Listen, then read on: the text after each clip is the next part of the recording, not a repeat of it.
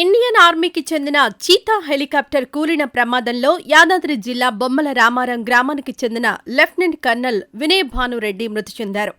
గురువారం ఉదయం అరుణాచల్ ప్రదేశ్లో ఈ ప్రమాదం జరిగింది. ఈ దుర్ఘటనలో పైలట్ మేజర్ ఏ జయంత్ కూడా చనిపోయినట్లు డిఫెన్స్ మినిస్ట్రీ వెల్లడించింది. ఉదయం 9 గంటలకు ఖమ్మం జిల్లా సంగే గ్రామం నుంచి అస్సాంలోని సోనిత్పూర్ జిల్లా మిస్సమారికి హెలికాప్టర్లో lieutenant colonel Vinay Bhanureddy, major A Jayant బయలుదేరారు. 9:15 వీరు ప్రయాణిస్తున్న హెలికాప్టర్ ఎయిర్ ట్రాఫిక్ కంట్రోల్తో కనెక్షన్ కోల్పోయిందని ఆర్మీ అధికారులు తెలిపారు. ఆ తర్వాత కొద్దిసేపటికే పశ్చిమ కమాంగ్ జిల్లాలోని బొమ్డిలాకు పశ్చిమాన ఉన్న మండల సమీపంలో కూలిపోయినట్లు గుర్తించామన్నారు. ఆ ఏరియాలో మొబైల్ కనెక్టివిటీ ఉండదని, పొగమంచు కారణంగా కేవలం 5 మీటర్ల దూరం మాత్రమే కనిపిస్తుందని, సహాయక చర్యలకు ఇబ్బంది కలుగుతోందని వివరించారు. దిరాంగ్ ఏరియాలో హెలికాప్టర్ కూలినట్లు బంగ్జాలేప్ గ్రామస్తులు సమాచారమిచ్చారని మండల పోలీసులు వెల్లడించారు. మధ్యాహ్నం 12:30 వరకు కూడా హెలికాప్టర్ నుంచి మంటలు ఎగిసిపడుతూనే ఉన్నాయని, పొగ వస్తూ ఉండడంతో ఘటనా స్థలాన్ని గుర్తించామని తెలిపారు. లెఫ్టినెంట్ కర్నల్ ఉప్పల వినయ్ భానురెడ్డి మృతితో బొమ్మల రామారం గ్రామంలో విషాదం నెలకొంది.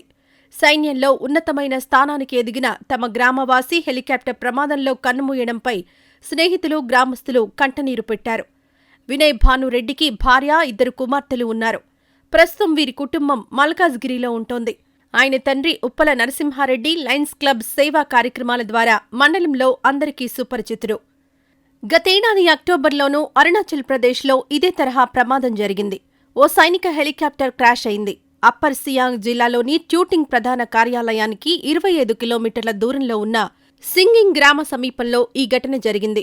ఈ హెలికాప్టర్ కూలే ముందు పైలట్ మేడే కాల్ ఇచ్చినట్టు తేలింది. మేడే కాల్ అంటే ఏదైనా ప్రమాదం జరిగే సూచన ఉన్నప్పుడు రేడియో ద్వారా పైలట్ సమాచారం అందించటం. ఎయిర్ క్రాఫ్ట్లో ఏదైనా టెక్నికల్ ప్రాబ్లం ఉన్నా వెంటనే ఆ రేడియో ద్వారా పైలట్ అలర్ట్ చేస్తాడు.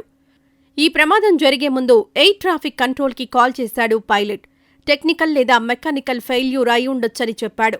అంతలోనే హెలికాప్టర్ కుప్పకూలింది. దీనిపై పూర్తిస్థాయి విచారణకు ఉన్నతాధికారులు ఆదేశించారు. నిజానికి వాతావరణ పరిస్థితులు హెలికాప్టర్ ఎగరడానికి అనుకూలంగానే ఉన్నాయి. పైగా ఆ పైలట్కు ఎంతో అనుభవం కూడా ఉంది. అయినా ఈ ప్రమాదం ఎందుకు జరిగిందన్న అంశంపై విచారణ చేపట్టారు. ఇదిలా ఉంటే గత ఏడాది తమిళనాడులోని నీలగిరి జిల్లా కూనూరు వద్ద హెలికాప్టర్ కూలిన ఘటన దేశం మొత్తం ఉలిక్కిపడేలా చేసింది. Chief of defence staff Bipin Rawat సహా 14 మంది ప్రయాణిస్తున్న MI-17 V5 ఆర్మీ హెలికాప్టర్ మంగళవారం మధ్యాహ్నం కోయంబత్తూర్, కూనూరు మధ్యలో కూలిపోయింది. వెల్లింగ్టన్ ఆర్మీ కేంద్రం నుంచి బయలుదేరిన ఈ హెలికాప్టర్ కాసేపటికే ఓ హోటల్ సమీపంలో కూలిపోయింది.